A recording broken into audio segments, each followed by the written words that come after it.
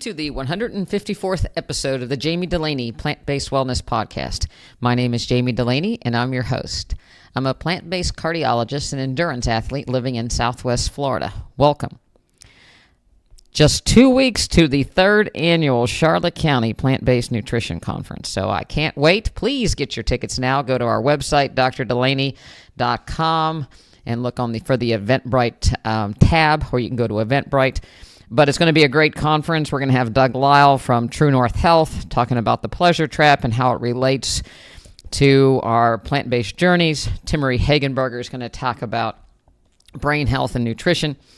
Addie Delaney-Meinerich is going to talk about all of the nutrient requirements to have a healthy plant-based diet and how to answer all those questions when your friends ask, where do I get my protein, my vitamins, and my minerals?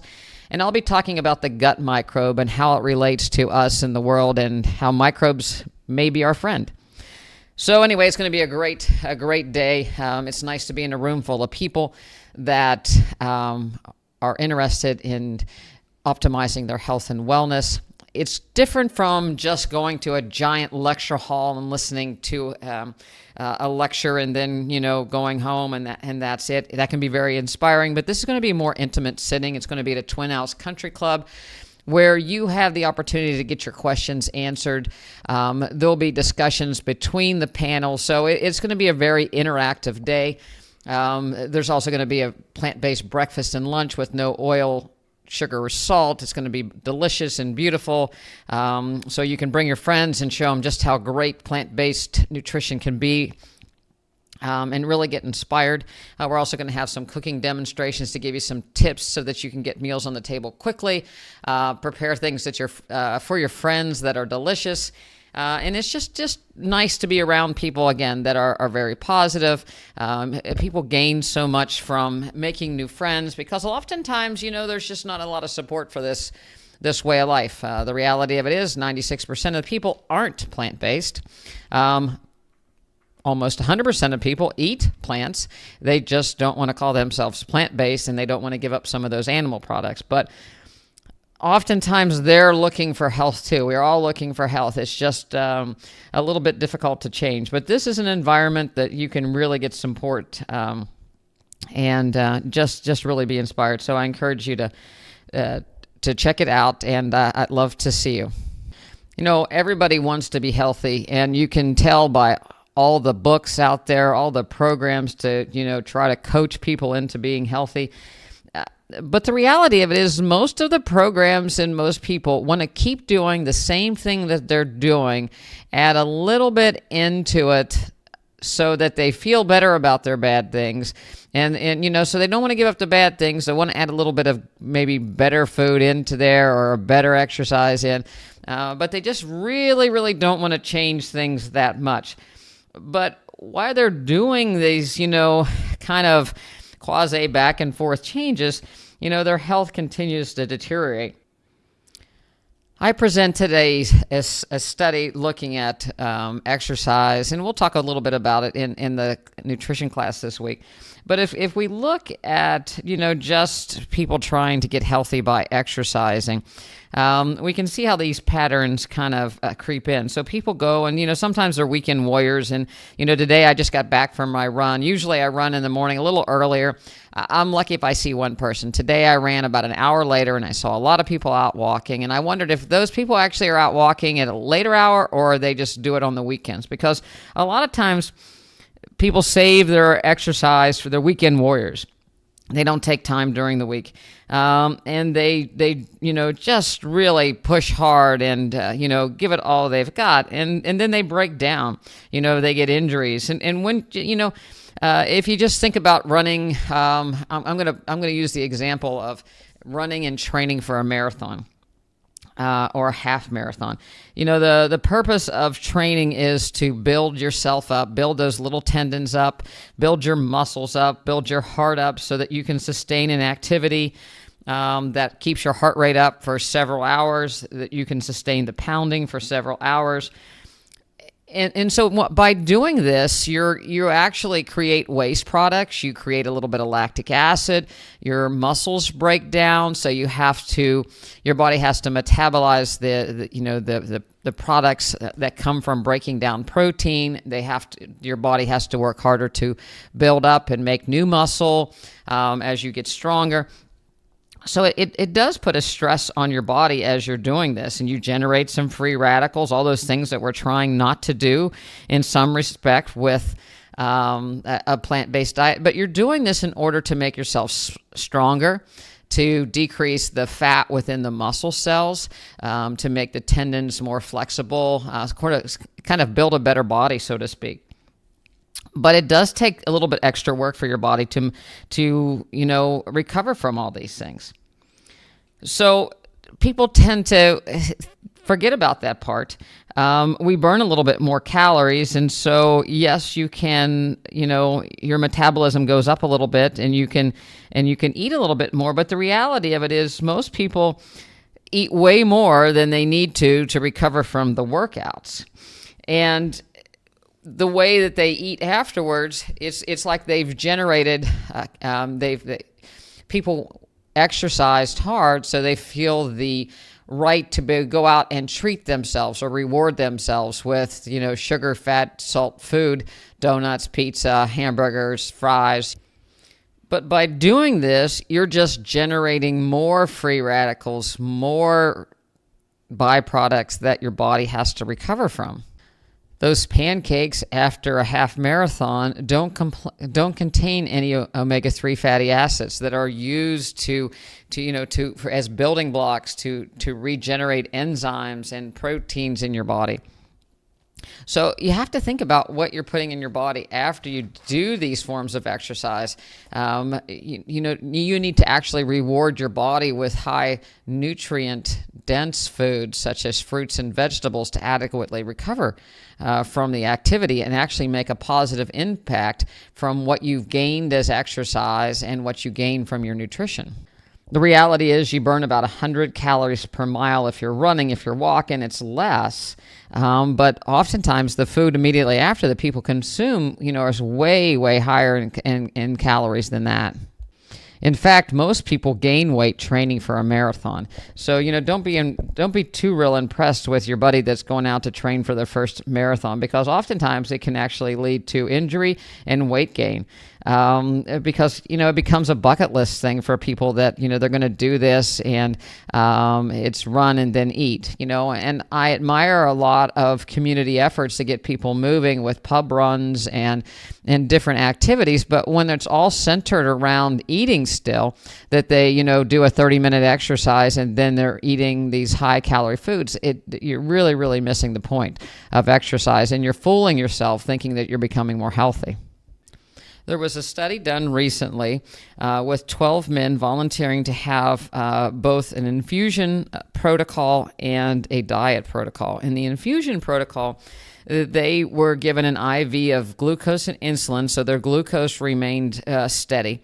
And then they were given an infusion of lipids or fat. And what they saw was the fat actually was taken up into the muscle cell, not just into the fat cell, but into the muscle cell itself, and subsequently resulted in the decreased ability for glucose to be uptaken into the muscle. So if you translate this, and basically what the result is that the insulin is less able to get the glucose into the muscle cell because the muscle cell is being blocked by the fat.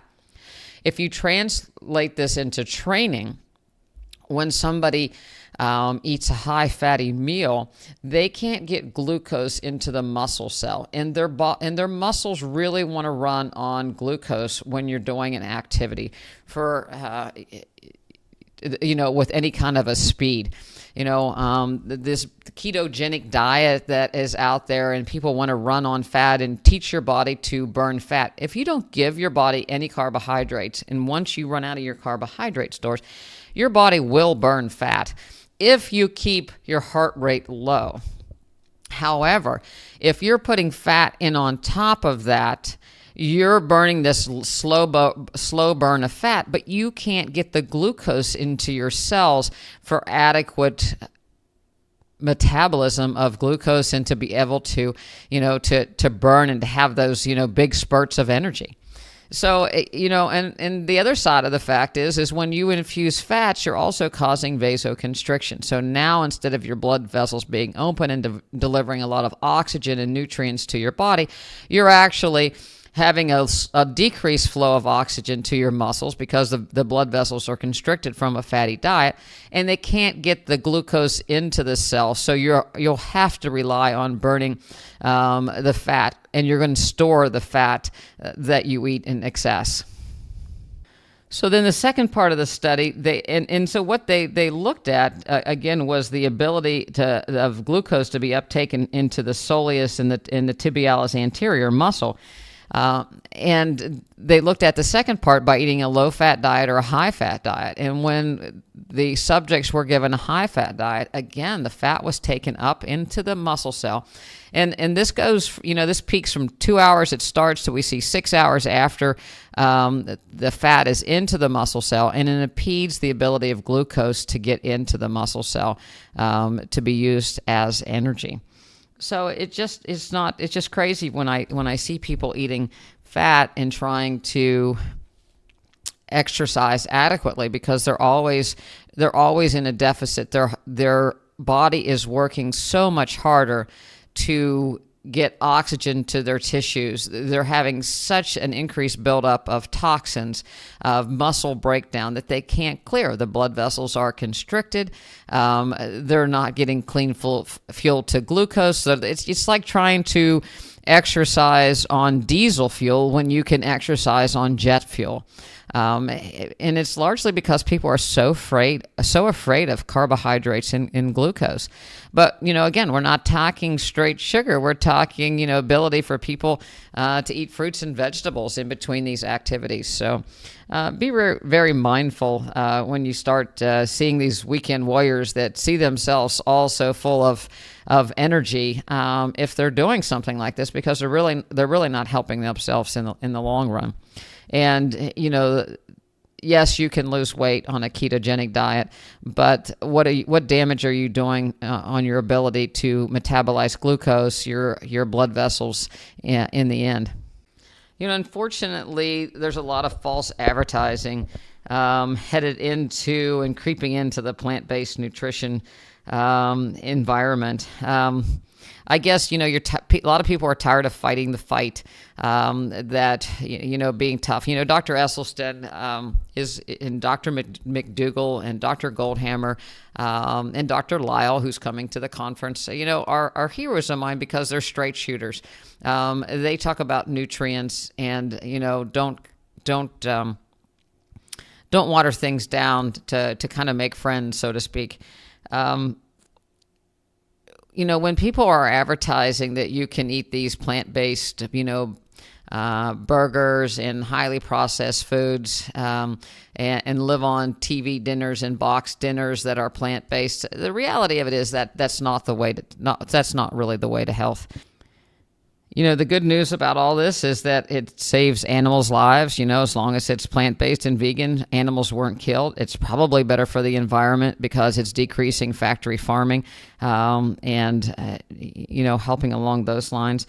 But you still have to be aware when it comes to taking things into your own body. When things say natural ingredients or, they can't really list, you start having to be aware because that's when other things start to come in play, that it's a nice word for chemicals that they really don't want to have to list. Since I changed my practice to a membership practice, I've been working with a lot of people to get them off their diabetic medications. And I have to say that it's been one of the most rewarding things that I've done with our nutrition program that we offer in the office and our counseling program that we offer online. But it's not easy, and it's not easy for the people that are getting off their medications and are changing their diet, and they're really working hard, and I'm really proud of them. They're doing it. It's so nice to see people work hard and see the rewards when they look at their blood sugars. One of the things about diabetes that makes it a better thing as far as trying to change your ways is you have instant feedback. You have that glucose number that you monitor.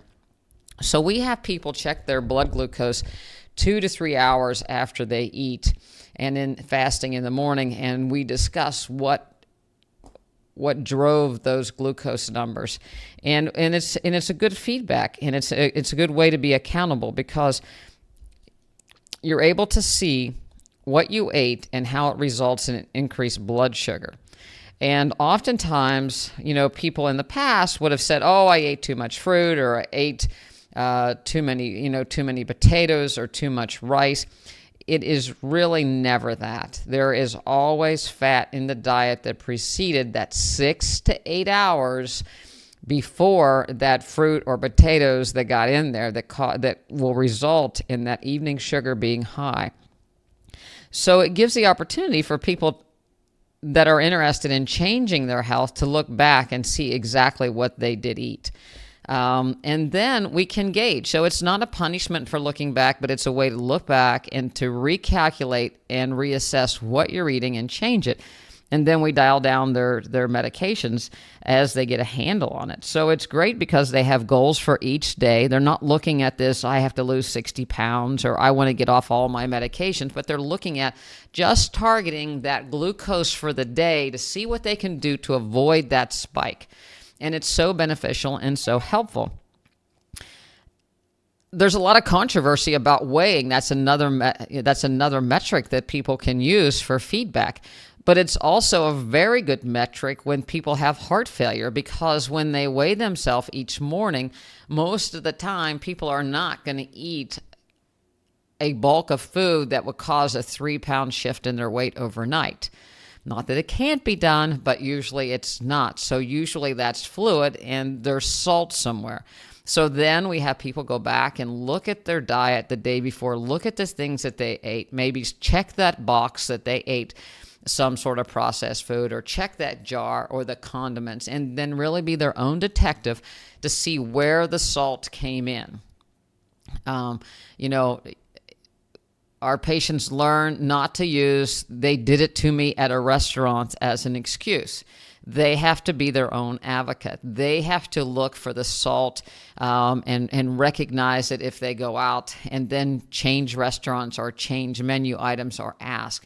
It's up to you when you put that food in your mouth to be the guard of what goes in your body, because that salt can be very damaging to heart failure patients and cause fluid, can even cause hospitalizations.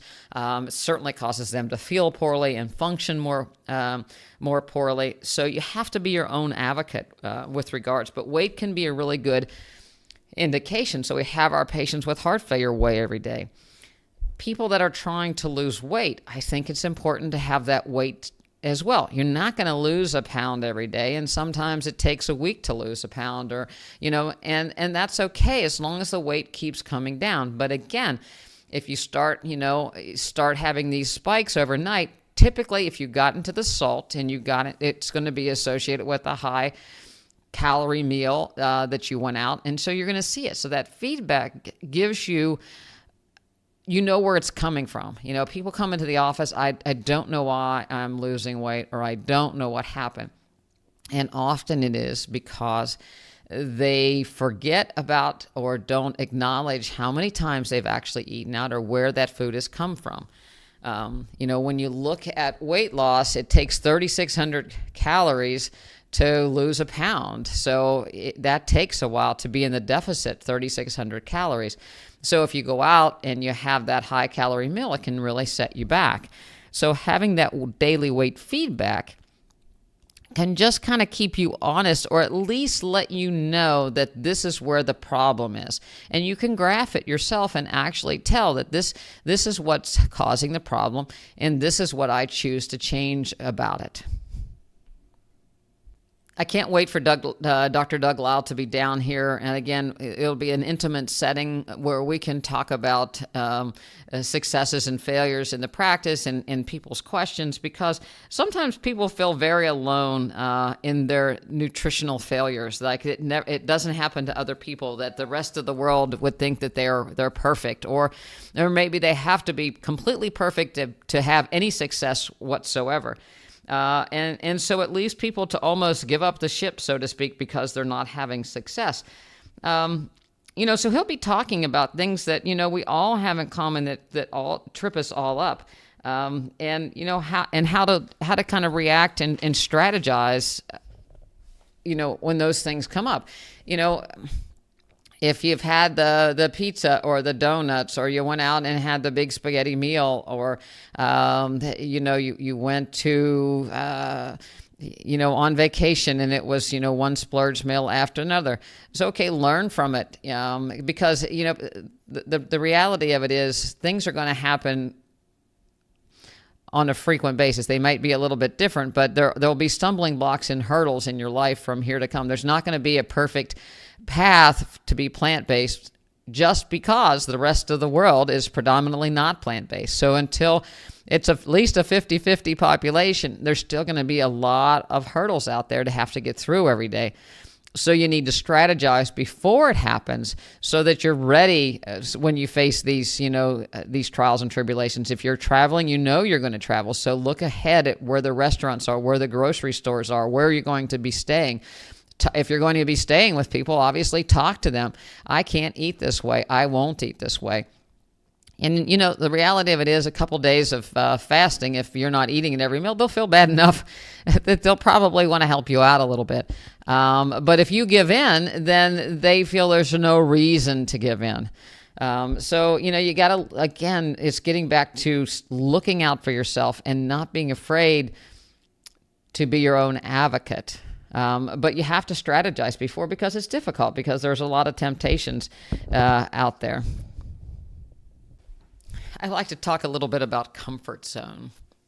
When I was in medical school, or I guess I was a resident, I was chief resident at the University of Pittsburgh, and one of our duties was to run the intensive care unit at night. Now, we had a backup attending physician if things started to go terribly wrong, that they would come in. But for the most part, as a chief resident, we would be in charge. And of course, the intensive care unit is where the sickest patients were. So it was very stressful. There was a lot going on. You were up all night. And at first, it was very, very scary. And I remember having the conversation with, my attending when, my first night on call as, being in charge of the intensive care unit. There's a lot of things that can go wrong. It's pretty scary. And he's like, well, I just want you to be outside of your comfort zone a little bit in order for you to learn, because you're going to learn the most if you're just pushed a little bit further than you're comfortable. I'll be here if something goes wrong, but I'm not going to be there until you've been pushed a little bit. And that was a little bit scary to hear, and certainly I was uncomfortable in a lot of situations. It worked out, and I grew from it, because I had to assess the situation and make a decision on my own without somebody giving me the immediate, yes, that's right, no, that's not right, type feedback. And it's the same way when we try to do anything. We want our children to push them out of their comfort zones, so they learn. You learn the most when you're pushed outside of that comfort zone. I remember my daughter. I would expose her to a lot of different environments. And, the joke would be, just go in and say, hi, my name is Addie and I'm here to play basketball, or I'm here to, and she's pushed out of her comfort zone, and she grew from it. And, and subsequently she became to the point where she can go into any environment and be very comfortable. And I think that's very important. In the nutrition aspects, we're afraid to go out of our comfort zone because maybe we haven't cooked for a while. Maybe we never really learned to cook. Maybe we don't like to cook, or we think we don't like to cook. Maybe we've been told that we're a bad cook, that we're afraid to cook, that we're just going to fail and not be able to go through it and fall back into our own old habits. There are a lot of reasons not to put your foot in the water of plant-based nutrition. There are people out there just waiting for you to fail. So you can say, well, they're just waiting for me to fail. So the first time I slip and have a piece of whatever, they're there to say, see, it's impossible. You can't do this. If I get sick, see, it's impossible to be healthy doing this. So there's but you have to get out of your comfort zone just a little bit to grow with it. And even if you fail and you have slip-ups, you're still going to grow from it. And the more you do it, the more you'll grow from it. We've all made we've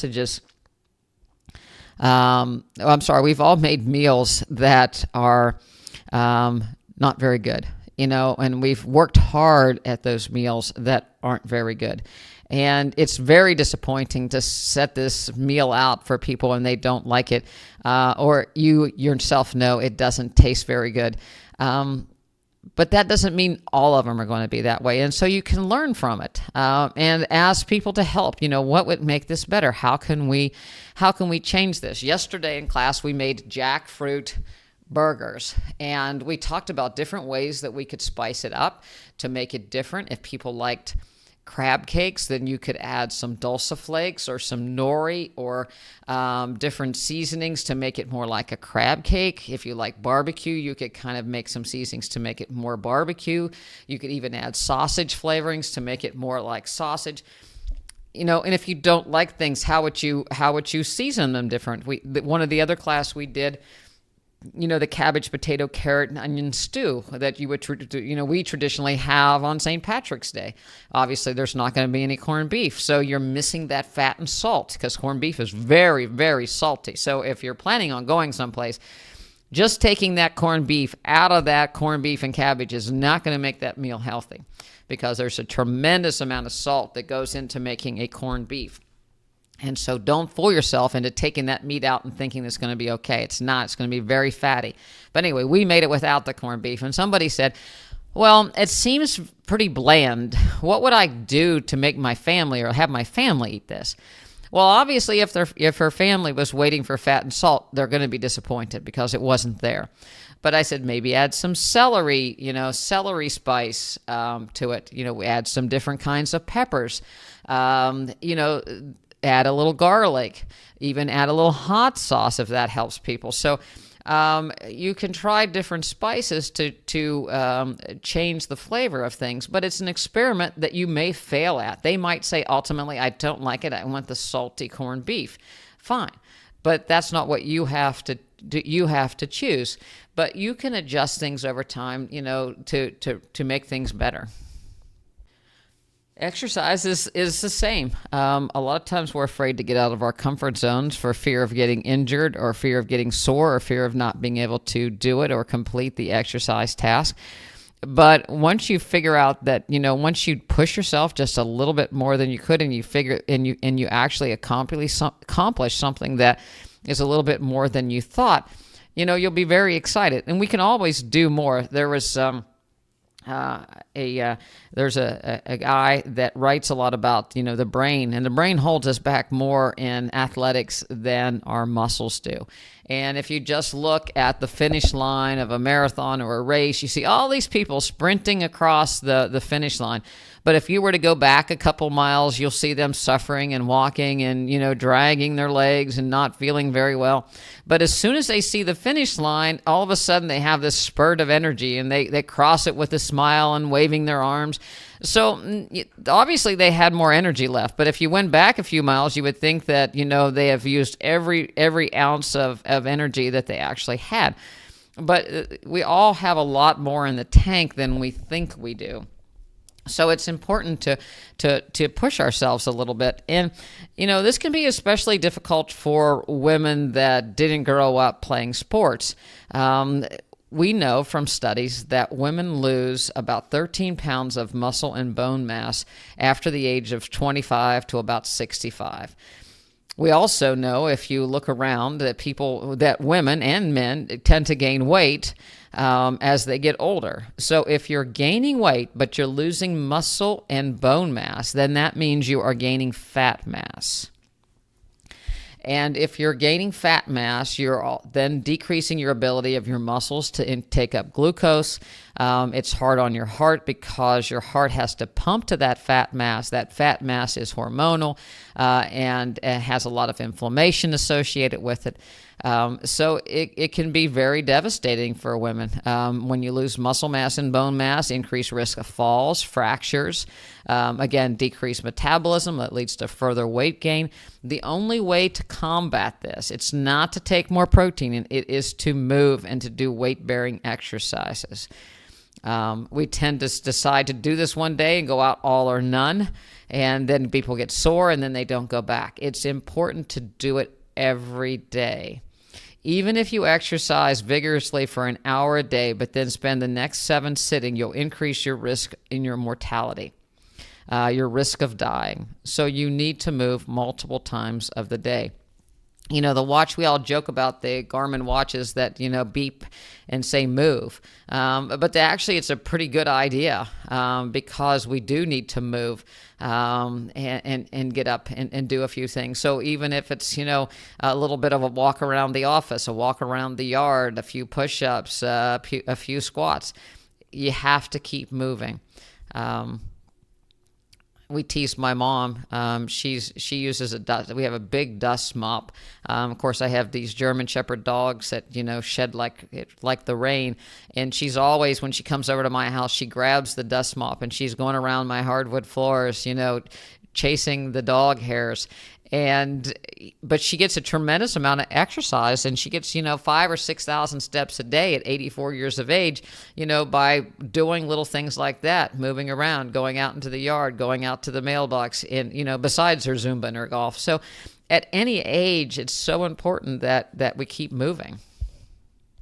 Yesterday in nutrition class, I had people bring in their weights, and I had them bring in no less than 5 pounds. Because oftentimes women are treated like the fragile little flowers that we are not. And they'll go to the gym and they'll be, lifting these 2.5 pound weights. And how does that actually do much for you? It doesn't. So you need to actually lift enough weights that you can feel it. So we had people doing we went through some little weight routines that people can do. People really enjoyed it, getting up and moving instead of just sitting there for an hour and a half and watching me cook and taste and listening to a lecture. So, I think we'll incorporate more and more of that into our nutrition courses that we have at the office. And if you're a new listener, I run a membership practice, so my members get all the nutrition courses they want as a part of their membership. We have 3 levels, a beginner, an intermediate, and an advanced nutrition class. I cook for all of them. We have a test kitchen now in the office that makes my life so much better because my nurse, I changed my... I left the scalpel and the catheter behind and picked up a spatula. Well, my nurse has kind of left her blood pressure cuff behind and clipboard behind, and now she's helping me prep and get things ready. So we have all new roles in the office, but it's a fun time to prepare for the nutrition classes. We make something different each week. And people get to taste it, and they learn about the nutrient contents. Addie Meinerich, my registered dietitian, she writes up all the nutrient densities of the recipes that we share. So people learn, that eating a plant-based diet, they learn what nutrients that they're getting with each of these meals and how to prepare varieties on their own that will provide adequate nutrition. And, again, so we do a little lecture at the end as well. And now we're adding a little movement. So we just continue to evolve, and it's very, very helpful. And, with people learning together and sharing their experiences, it's very, very rewarding. And I push my nutrition class students a little bit out of their comfort zone. I posted on the Facebook that I wanted them to bring the weights, but I didn't tell them exactly what we were going to do. And a lot of people got a little bit nervous or anxious about what was going to happen. I also pushed them to set goals as far as their hemoglobin A1Cs. So people aren't sure about what's going to happen. And they get a little bit out of their comfort zones, and they're challenged. Because we all need to be challenged. Otherwise, life would be boring.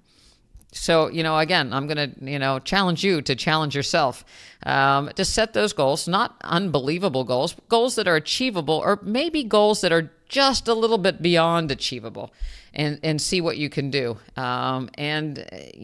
Sometimes it's better to fail, put something just a little bit further that it's a little bit tough to get at the first try. Because we all have done things in the past where we've had to try a couple times. And when we get it that third or fourth or fifth time, it's fantastic.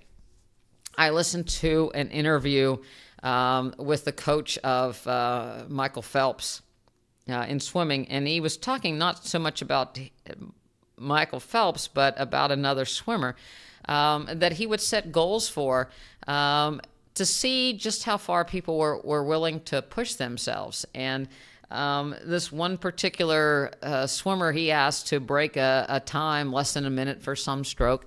And, she was obviously pushing herself, and, not one time, not 10 times, but it was the 24th time before she hit that mark. And it wasn't because she was all of a sudden not tired, but it was because she figured out a way to change her stroke and change her movement that she could hit that time. So when we're stressed, we come up with ways to achieve the goal if if it's not working. So don't just give yourself, I'm going to try to be plant-based, or I'm going to try to eat out less. Give yourself a goal, a specific tangible goal and target that you can get to, that you have to kind of work for.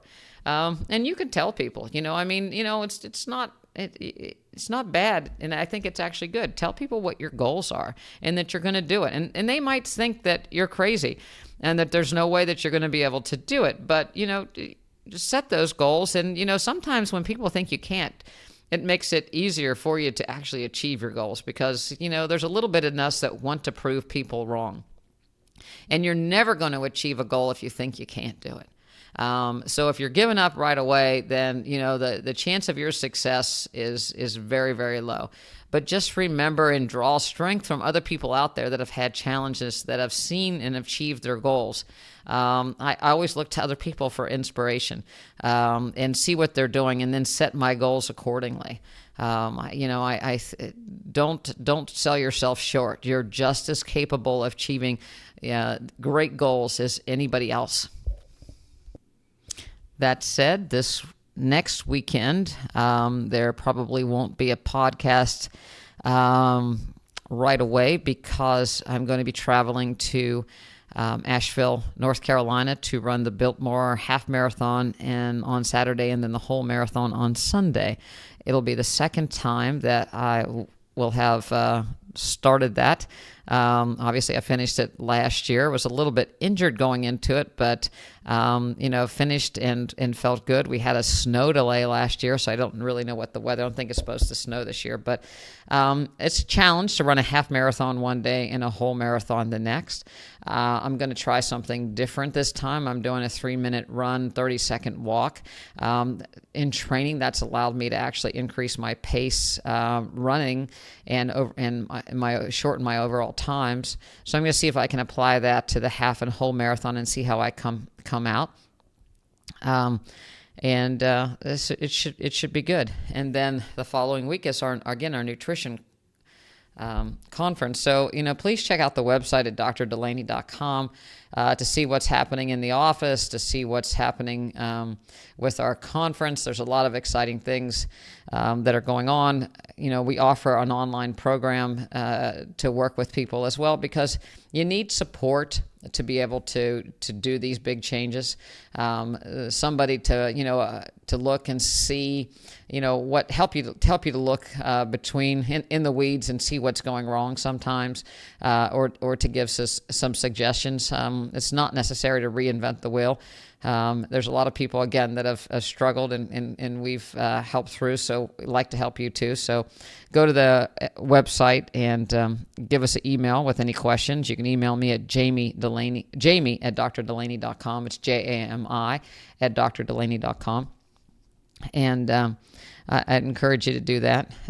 Otherwise, as far as what's going on here, it's starting to get a little warmer down here in sunny Florida. It'll be great weather for the conference. I've got my backyard garden going with tomatoes and peppers and cucumbers and all kinds of herbs. It's great to go out and pick fresh herbs to put in your food at night. A giant parsley plant that we can use. So, and if you're looking for greens, we always talk about kale and Swiss chard, which we have growing in the garden as well. But when you add fresh parsley and basil and oregano, you're also adding nitric oxide producing foods to that's vitamins right then and there. So think about getting a little herb garden started to help add nutrients to your food. If you'd like to get some of the recipes that we prepare in class, go again to the website and sign up for the newsletter, and we'll send you 5 recipes right up front. But then the newsletter every month, we share some of the recipes that we share in class.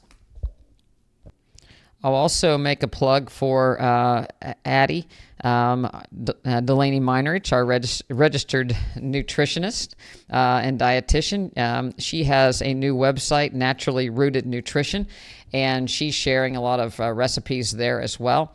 Addie's available to do nutrition consultations. She's, again, a registered dietitian with a background in exercise phys and strength training.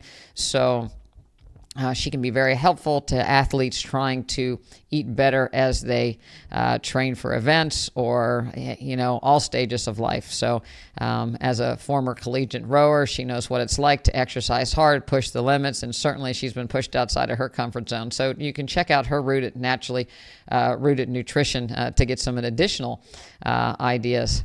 So you can follow us both on Instagram and again, look at the website. And I'll look forward to seeing you at the 3rd Annual Charlotte County Nutrition Conference. Please get your tickets now. You can go to the website, drdulaney.com or Eventbrite. But I'd love to see you there and meet you there. And again, if you're in Asheville running the marathon, look me up. I'll probably have a podcast shirt on with our podcast logo at some point during the weekend around the Biltmore Village. So if you like the shirts and you want to get a shirt, we have those online as well. So move your body, push yourself outside your comfort zone, and eat plant-based, nutrition-dense, and have a great week.